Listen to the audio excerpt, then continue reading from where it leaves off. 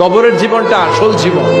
বিশ্বনবী দোয়া করতেন, আল্লাহুম্মা ইন্না নাউযু বিকা মিন আযাবিল কবর। আল্লাহ, আমি আপনার কাছে কবরের আযাব থেকে পানাহ চাই, কবরের আযাব থেকে বাঁচতে চাই। এই কবরের মধ্যে অনেক ফিতনা হবে, অনেক সুয়াল হবে। কবরে প্রশ্ন আছে না নাই?